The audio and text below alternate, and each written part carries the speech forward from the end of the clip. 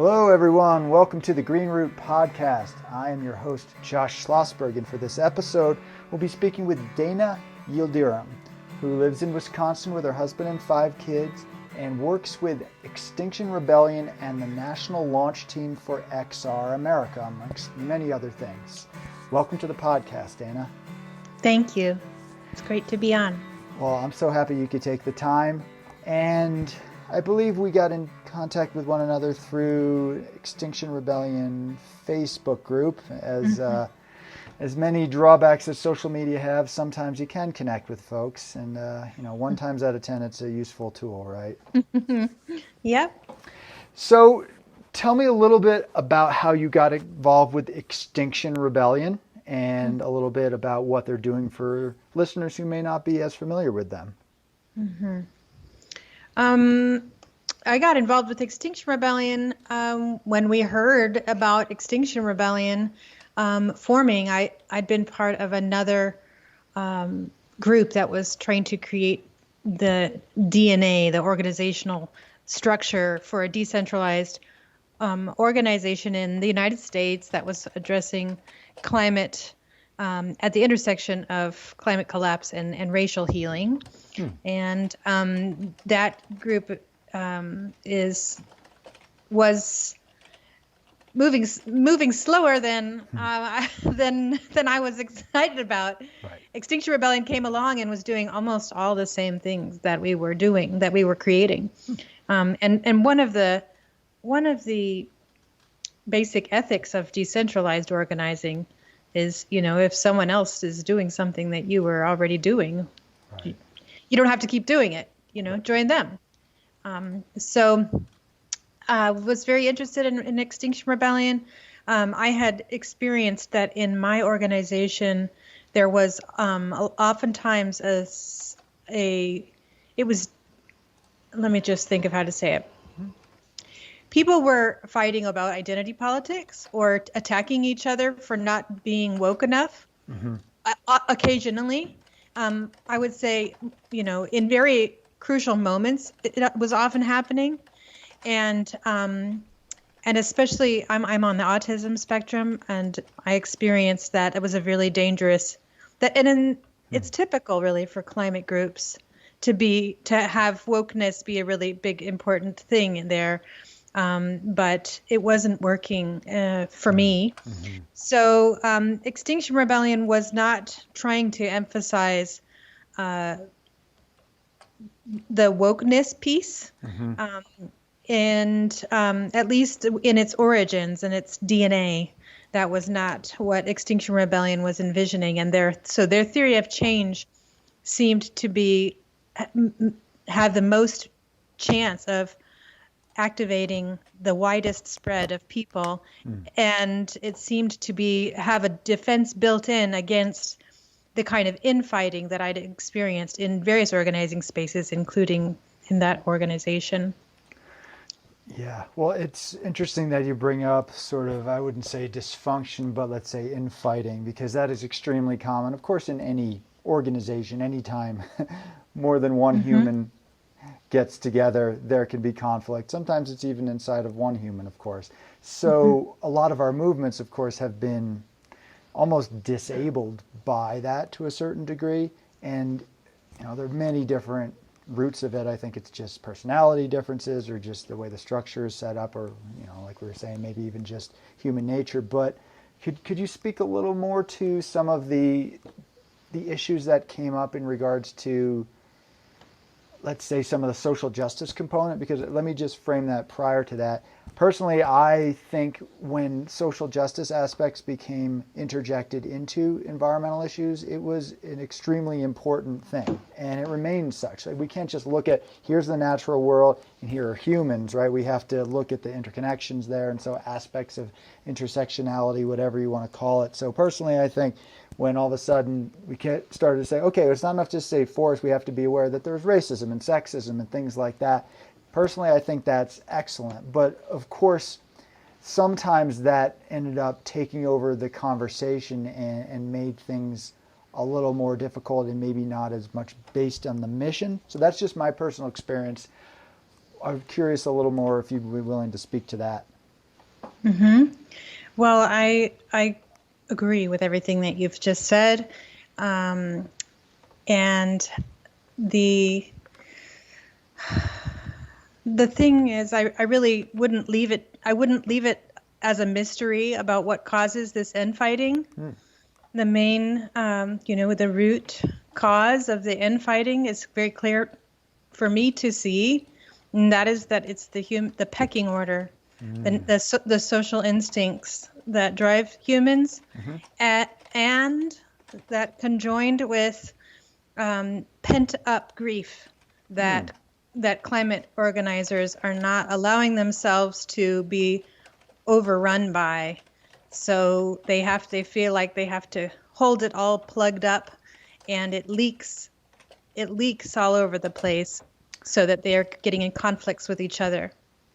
Yes, that's really an excellent point there. So it's not even necessarily the issues itself, the contentious issues that come up around identity politics, of course, which is a work in progress, and we're all figuring out the different aspects of that. But you're saying it's coming from, well, two things there. You're saying that pecking order, so as in what kind of like the Popularity on one side, popularity and the desire to be liked, and on the other side, fear of being rejected, and not wanting to say the wrong thing or be made fun of, or that kind of thing. So wanting to be a part of the group, and then also for some folks, I suppose, wanting to dominate the group comes up, right? Yeah, it does. But usually it's just all kinds of constant people would call like microaggressions or microtransgressions or micro submissions. There's all of this social activity happening all the time that's generating conflict because people have to fight for their place in the pecking order. It's not really that everyone wants to be at the top of the pecking order. Right. It's just that no one wants to get kicked out. And so one way to stay in the group but not get kicked out is to value signal shame. If you think about like a pack of dogs, and one dog has done something wrong, or one of the higher up in the pecking order dogs is mad at that dog, and they roar, this dog puts his nose down to the ground and his tail between his legs and slumps over in shame, and they let him stay. They don't kill him. Yeah. So there's a lot of value signaling that's happening around either if you can't value signal that you're one of the really good ones, then your only other option is to value signal something along the lines of shame, so that you don't get kicked out. Right. Well, and also the idea of you can do something yourself to raise your status, like maybe some excellent action or something like that, or you can point out, no, this person has done something bad, Exactly. and that sort of makes you higher by default. Which isn't to say that sometimes there aren't legitimate issues to point out, but I think have you heard of the concept of calling out versus calling in? Oh yeah. Right. Definitely. And so what everybody's worst nightmare is that they'll be canceled. And the environment is actually a very high cancel environment. There's a lot of that happening. It has become that, and that's more in what you would call, I suppose, leftist circles, which is ironic because then we end up canceling each other instead of those who truly, truly disagree with us. But yeah, the idea of calling in versus calling out, for folks who don't know. Calling out is, I am publicly letting everyone know that this person did something wrong and we're going to address it, versus, hey, person, I saw you said this thing, between a one-on-one conversation, and I was just wondering. But it's a lot easier to just kind of grandstand. And frankly, I personally have experienced this sort of stuff. It's easier to get mad about something in someone than it is to sort of even forgive that person, and that means going to them and privately discussing. So do you think that if folks made more effort to just have those one-on-one dialogues before trying to make everyone know this person is evil, that we would be able to resolve things better?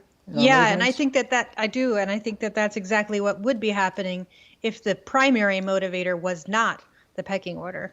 I think the reason that it doesn't happen is because people's interest is not truly in resolving conflict as much as it is in using conflict to gain rank. Yeah, well, one of the things I noticed when I was and I guess I'm still an activist these days. I call myself a recovering activist kind of as a joke. But when I was more active in activism back in the day, I noticed very few of us, including myself, really were paying much attention to our, our internal psychology, as in making sure our mental health was at sustainable levels. And I found that was very common in activist circles. And I ended up working on a lot of myself. And I found that not only was that just important in general, it actually made me more effective as an activist in terms of like understanding where I'm at, but interacting with other folks. So you mentioned dealing with grief. That was something that you mentioned. So that's certainly one thing to address that perhaps a lot of us don't. We just kind of react in what anger was my thing. Like when I see an injustice, I rage against it, and that's still something I struggle with sometimes. But coming from a place of pent up grief. So could you speak more to that, please? Yeah, I can. Grief is the process that we go through when we're coming to terms with reality about something, and there's a lot of stages or ways that the mind and heart try to defend against a truth, whatever the given truth is. Like my loved one is gone now and I'll never hug them again.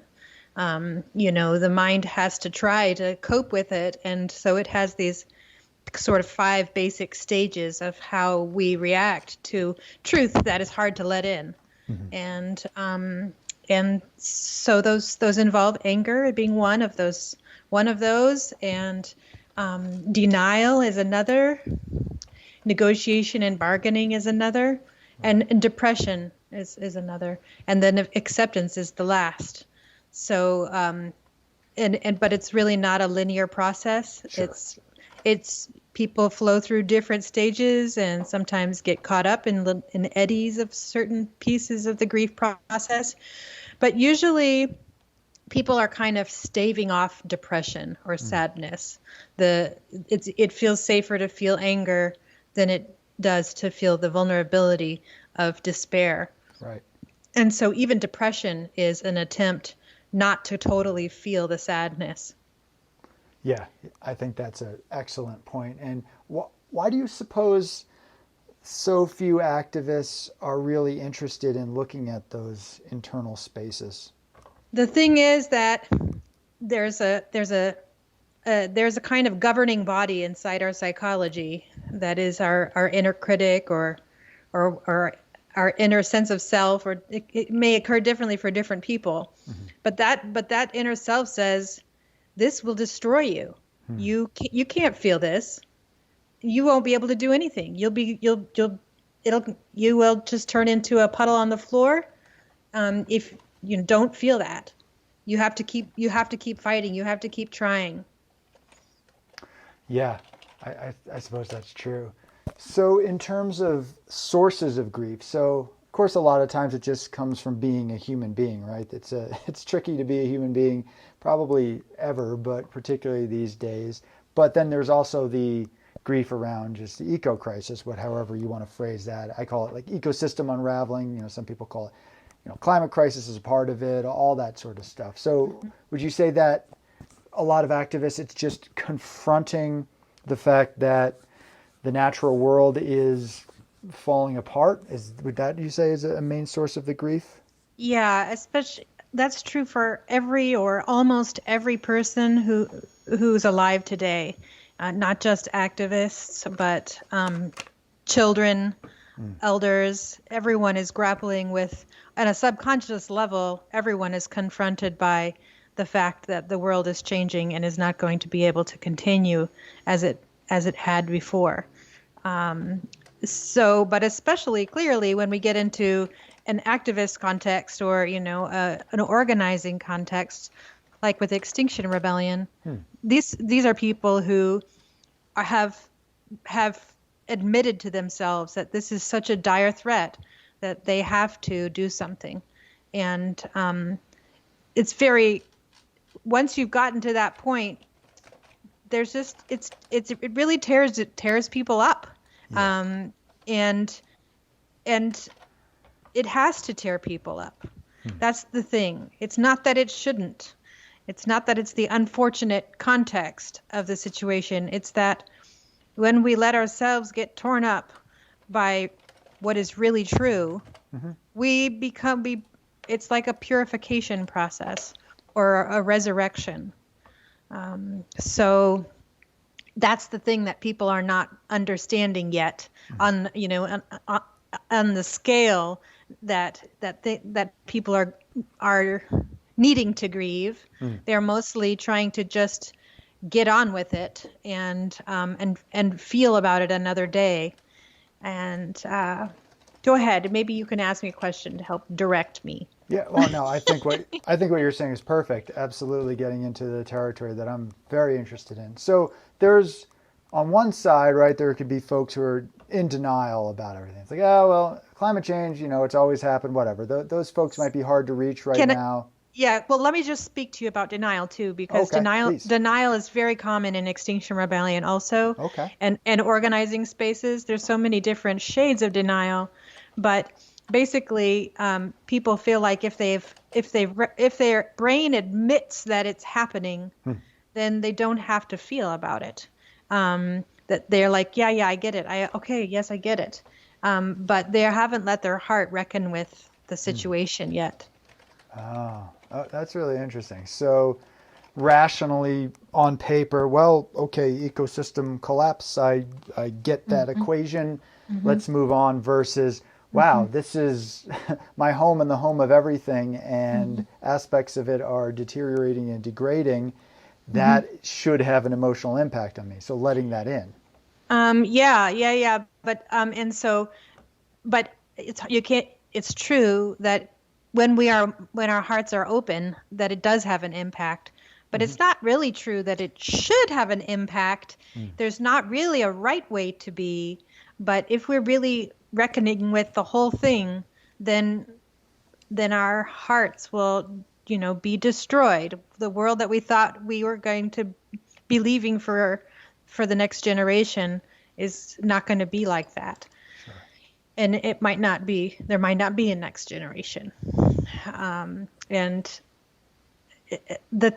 Another piece I wanted to say about the denial is that the way that most minds are wired, they're very compartmentalizing. So you can have a fact in a mental compartment without it sort of defiling the other compartments. Right.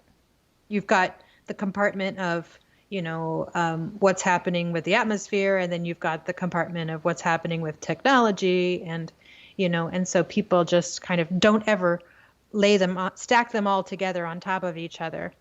And that's another form of denial. That makes a lot of sense. Yeah, I appreciate you articulating that concept of the shades of denial. I think that's really important. So it's not simply climate denial. There goes into on the spectrum there into folks who are certainly not in denial about the climate. So that's really, really fascinating. But then I would say the other side of the scale is folks who are so, and this has been me too, I guess doom and gloom is what you can say. Everything is going to fall apart. Every single one of us is going to die. And therefore, when I hear stuff like that, it's like, well, then you might as well just carouse in the streets, right? Like, that's not a very inspiring message. So how do you... Wait, Josh.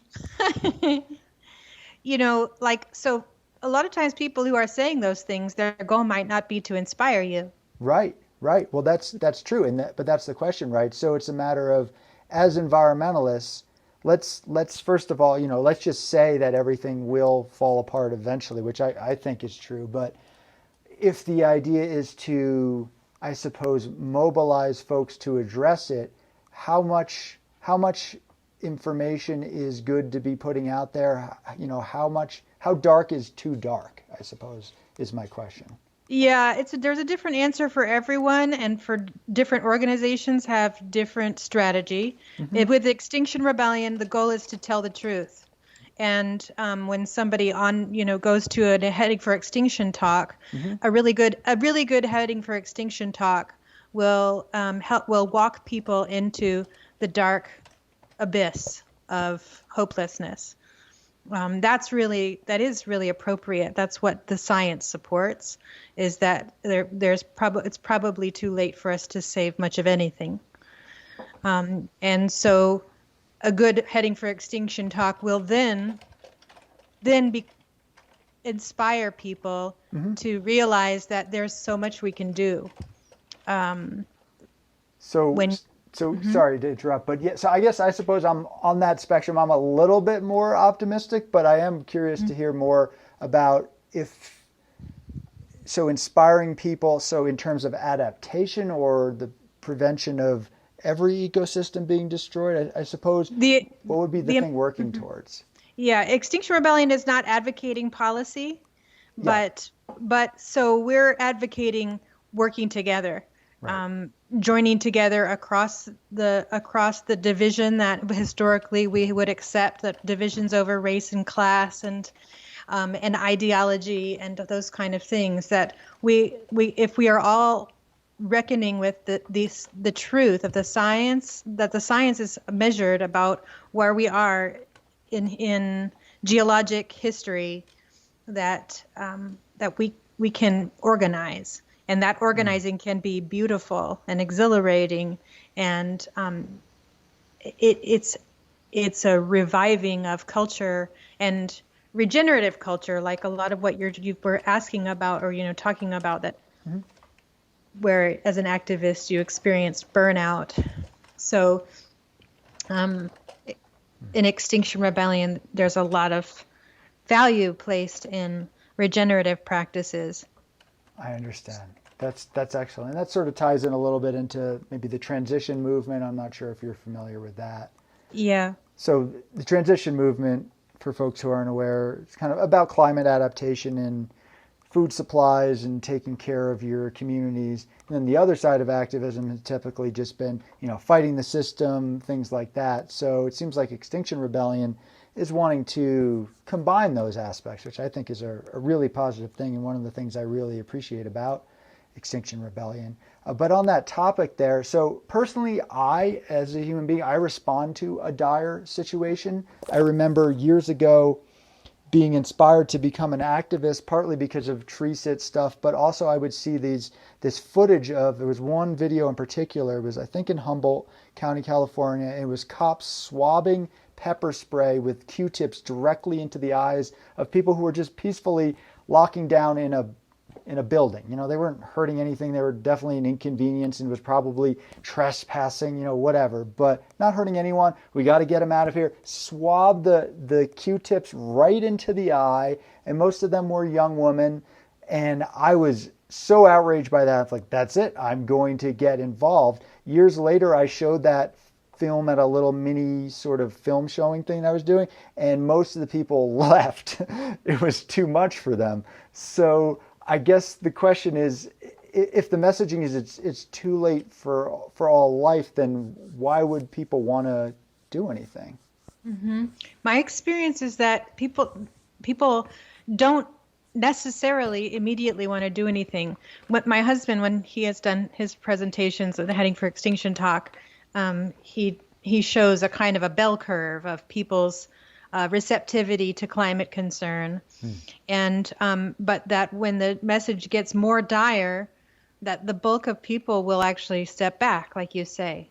But that there are some people, there is still a percentage who will be inspired and step up, where before they were willing not to act, then they feel compelled to act. So the goal is to continue to mobilize that set of people who is naturally able to respond to a dire situation. It's just not in everyone's nature. Our goal is to mobilize 3.5% of people in this completely full-on active organizing way. And in doing that, then there gets to, then there's a whole bunch of passive support that allows that to make the difference. Right. So it's kind of like engaging, to put it simply, quality over quantity. Not that we're judging humans based on their quality, but finding the right audience versus everyone has to know. So, kind of like when a popular band, they put out their popular album and everyone across America likes that, but then the true fans only like some of these songs, and that's kind of what Extinction Rebellion is doing. It's kind of like the deep tracks, the deep cuts, rather than the popular hits. Those are the folks that you're Yeah. gonna get to really engage in a way that is probably useful, right? Because you want people who are involved for the long haul at a deep level. If you think that there's still something to save, then it's very useful for people to understand the context that it may be too late. It's going to a Heading for Extinction talk is a transformative experience for most people who go. Yeah. And even people, it helps to cut through this sense that we know what the situation is. This is one of the forms of denial. The groups that I found, and I was, before I was doing this kind of stuff, I was walking across country with my family, talking with people about climate change. But the people who were hardest to connect with about the true gravity of the situation were the people whose lives were most invested already in living in an eco village, for example. Right. They wouldn't even come to the climate science presentation, or only a few of them would, and then it was kind of defensiveness. So it's interesting, but it's much worse. It's much worse than any other, any group that would inspire the largest number of people is going to have to be peddling lies. People don't want to hear what's true. The masses don't want to understand that this is the end. Sure. So if that is the case, so what is there to do? The first thing to do is actually just to imagine, oh my God, what if that's true? Mm-hmm. What if it's true? Do I want to bring children into this world? Right. How do I feel about going to college? Or, really asking those questions. Is the work that I'm doing in my church really what I want to do if this is the end? Whatever the thing is that you're doing, you process it. You get more and more self-honest, and it clarifies what your heart really wants you to be doing, how you really want to live. A few years ago, I had reason to believe medically that I was about to be diagnosed with a very aggressive form of breast cancer. And all of a sudden, everything, it was like less than a day before I really realized that this was what was probably happening. And then it was trippy. The whole world started to look totally different to me. Everything was just bittersweet. There was like this, everything was dripping with perfection and ephemeral beauty. That's the kind of awakening that happens. It's really a spiritual experience when we let ourselves be penetrated, when we let our plans get eroded by the wind of what's really going to happen. Sure. So I think of some folks I know who are definitely not environmentalists in any way, but they do sort of accept that everything's just going to fall apart, and they are pretty much complete hedonists, though. They take every substance they can. It's just about feeling good all the time, because nothing matters, right? So is that a reasonable response? I'm not going to judge, but what I'm going to say is that I think that Extinction Rebellion is way more fun. So I also tried to cope with it by figuring out how to become an alcoholic. So maybe I could, there was a time in my grief when I just wasn't ready to feel.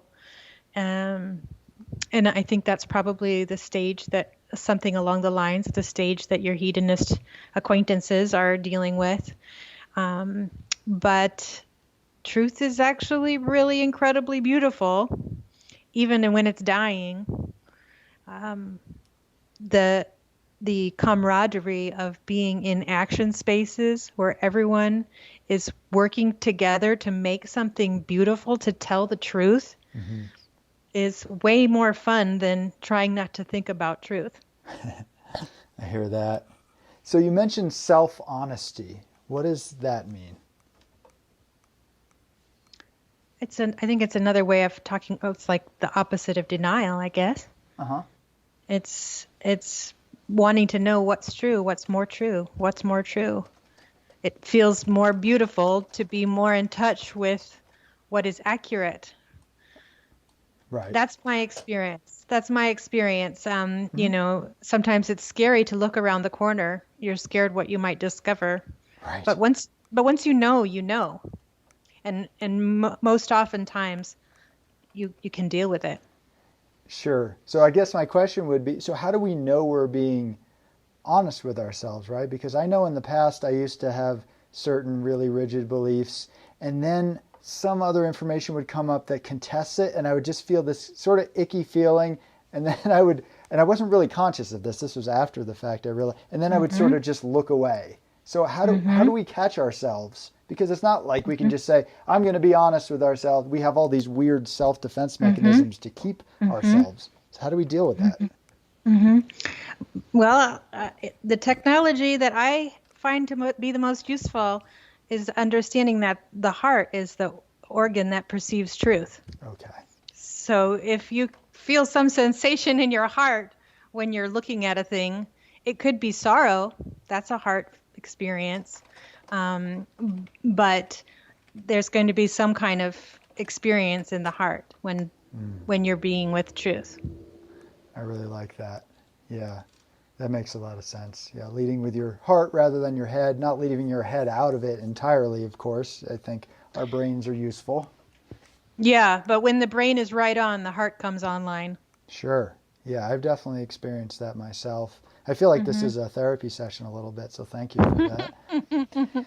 Because for me, my path certainly had been also taking a look at myself, and pretty much what's interesting is I didn't really find a lot of my beliefs about environmental destruction really change. I still feel like things are pretty dire and all that, but the way I viewed that did change a little bit, and I think that was a really essential process for myself. And when I noticed that I was starting to work on that stuff, I found myself more alienated from activist movements because so few other people were working. Not that I solved all of my issues or anything close to that, but I was growing, and I would see other folks almost being resistant to not only their growth, but not really liking my growth.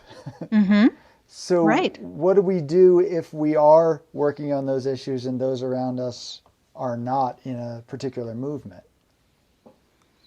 I think that, it's just, there's no point in judging what other people do. Right.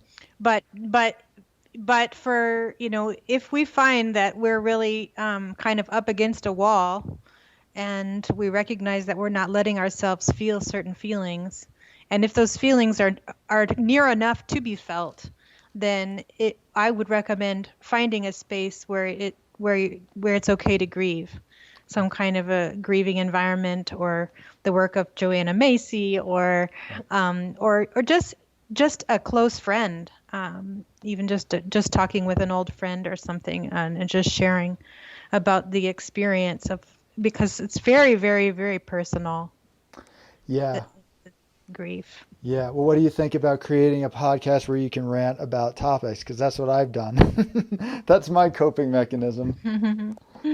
Yeah. Well, it's a great project, and if you've been through some grieving a process and reckoning process already, you might have. It sounds like you may have experienced what I'm describing, is that when we let ourselves feel those feelings, we are transformed by them, and then we come out of that. It's almost like a ritual, it's like a ritual space, a transformative space. When we come out of it, we're a new person with new ideas, new inspiration, new capacities. It's maybe what you're guided to do. It sounds like you are. Well, for me, this is my second incarnation as a quote activist because Mm-hmm. I became a journalist and I still am a journalist, but I tried very, very, very hard to portray all sides of an issue across the spectrum. And then I found more and more journalism was not interested in doing that. And so I Mm-hmm. realized, all right, I'm going to come back and I'm just going to speak from my heart, but also hear what other people have to say. So it's not certainly Mm-hmm. just me. So going into those different aspects. But in the past, Mm-hmm. I definitely had not developed the idea of looking in myself for some of this turmoil. And after maybe about 15 years of doing that, it has helped me tremendously. And it's not like I'm no longer an environmentalist. It's the opposite of that. So I do think Mm-hmm. some folks are afraid you will change to a certain, but you're not going to give up your core values per se. If you care about the natural world and you're like, oh, if I go through this process, I'm going to not give a crap about forests anymore. It's like, well, don't worry about that. Yeah, right. Um, but that is exactly that's that overseeing body, the superego that I was talking about before, the inner critic Hmm. that says don't look at the truth. Don't look at the truth because it'll make you into a bad person. Right. Uh-huh. Um, it's a reasonable fear from that perspective. It's a reasonable fear, but my experience walking, traveling through that place, and also talking now with many other people who have also been forced to travel through the land of death, basically, is that we come out more purified. Mm-hmm. It's that's what I mean when I'm saying clarifying, that we know more clearly what we love. We know more clearly why we live. Yeah, I like that a lot. So you're finding that other folks are interested in doing this. We're not alone. Well, it's amazing. This time that we live in right now is so amazing because everyone is aware that collapse is imminent in their own way, whether it's conscious or unconscious. All you need to do is turn on the pop station, Mm-hmm. and hear what all the songs are about. But everyone knows that collapse is nigh. Some form of collapse of society, the economy, etc., state violence. So, um, what people have now is each other. Mm-hmm. I would say that when I was going through this initially, I felt quite alone Right. until I discovered support groups online for people who are really coming to terms with it. Right. And I don't know. I couldn't have done. I don't know. I couldn't have survived it. I don't know what would have happened Mm-hmm. if I hadn't found that support. But in Extinction Rebellion, it's all built in, because everyone is going through the same process. So in a really robust Extinction Rebellion network, there are groups that are hosting grief opportunities, for people to share, to stand up on stage and cry, keen after the loss of, like, for me, I always wanted to be a grandma. That was the thing I wanted to be. That was my career. My life career was learning how to be the wisest, quirkiest old grandma. Yeah. But I had to grieve, and I had to stop wanting grandchildren. It was quite a death, an experience of dying. But after all of that time, I am so much more free. I mean, for me, being an activist, and I think I probably work, it's definitely between 60 and 80 hours a week. It's basically from morning until night I work for Extinction Rebellion. But I do it because it's fun. Mm-hmm. And I'm able to experience it as fun because I'm not fighting against what is.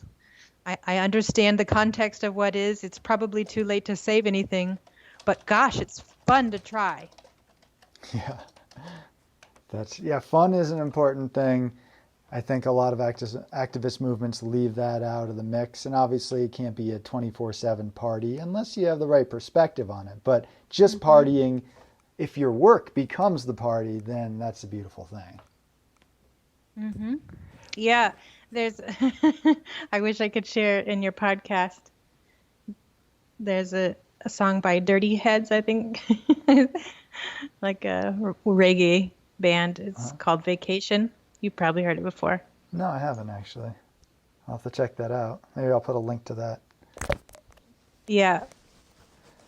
Well, so in this sharing space, and I'll let you go in a few minutes because I really appreciate your time, and I know you got lots to do.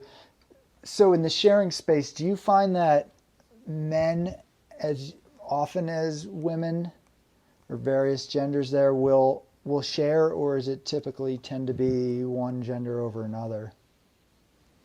I think it's pretty equal, but usually women would share first. Okay. I mean, most often women are more ready to share about their feeling experiences. But it's not that the women are more impacted in general by this situation. Men are.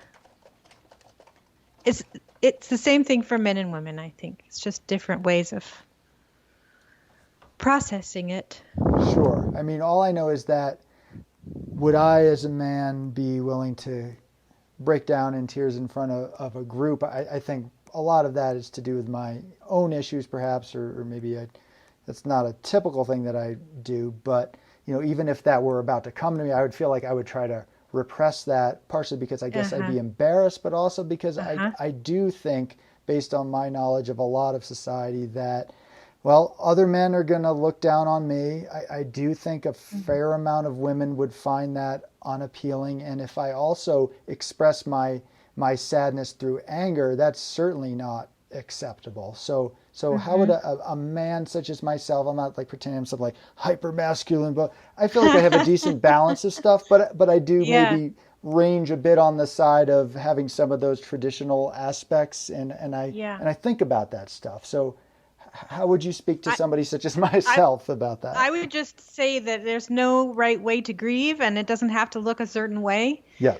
But being in an environment with people who are letting themselves experience the sadness, everybody will be in a slightly different place in any given time. But when you see somebody really encountering the truth that is tearing, causing so much sensation in the heart area, it brings it up for you too, and the tears will smart in your eyes too in some moments, and that's fine. That's enough, just as long as the heart is experiencing it, then there's growth happening. There's some kind of transformation happening. Okay, well, I'll have to think about that. The last time I cried, I was watching, it was a video of the Grateful Dead, and it was Jerry Garcia, who I always loved, and that somehow made me cry. So, yeah. So that's something. That's a start, I suppose. So maybe let's finish this off by talking about, how do you talk to kids about this? Because I know you have kids, and you mentioned that this is something that you've done around climate and other things. What do we say to them?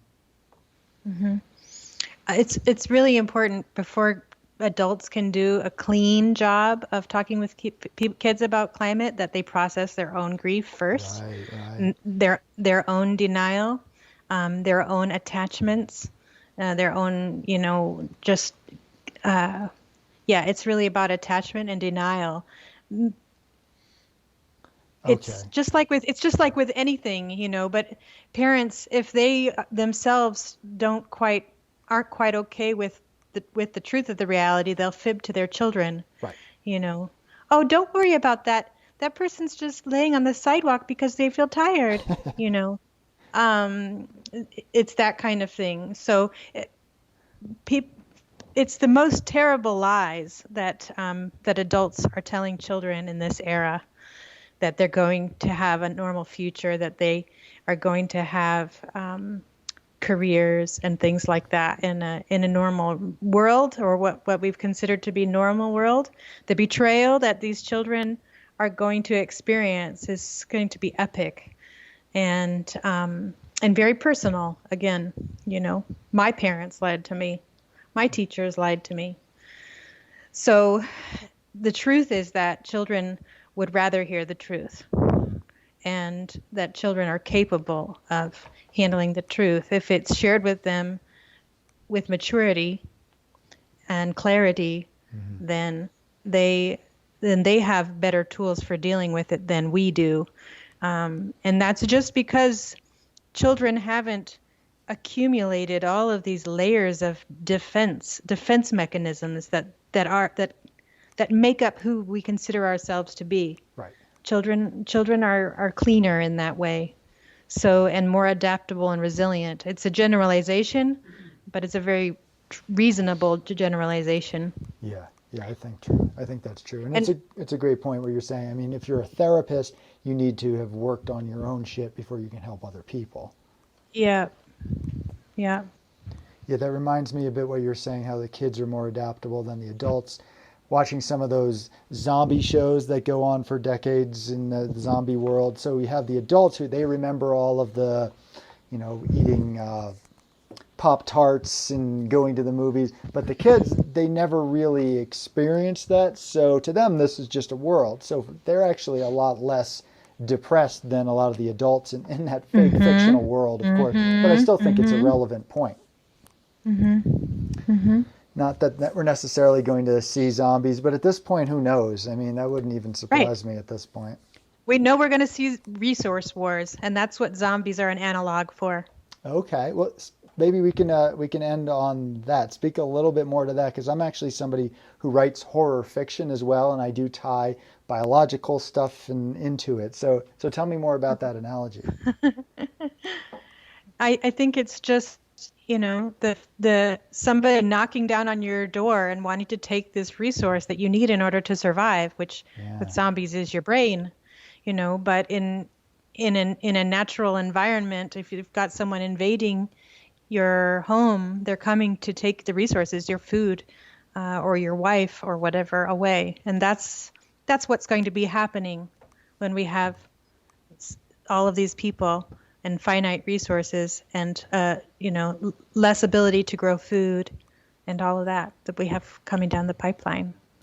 So, it feels the same to the brain, the psychological experience of it is it's like zombies are coming. Yeah, I totally agree with that. So maybe what's one thing that somebody should be doing over the next year in terms of maybe just working on themselves? What would, obviously people are at different places, but if there's one specific suggestion you could make, if there's a resource that they could take a look at or something to engage in, what would that be?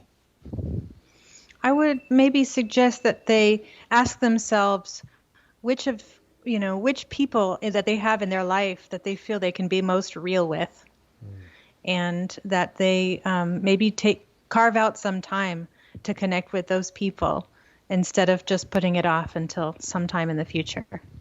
Okay, that makes a lot of sense. And I definitely do that, but a lot of my healing takes place in nature. So I go off for a weekly, very long hike in different parts of the wilderness, and I move closer to the wilderness for that. Tomorrow is my hike day. So maybe what's a wild place that you've really appreciated over your lifetime? Maybe we can just end with an image of that. Well,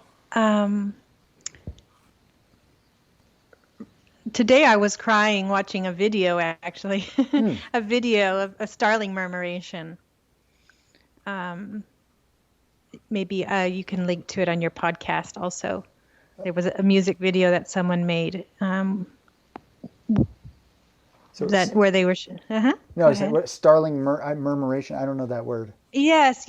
Like a flock of birds or a school of fish. Murmuration is the name for a group of starlings, a huge mass of birds in the sky. But as they fly around, they make all these incredibly ever-changing shapes, beautiful shapes.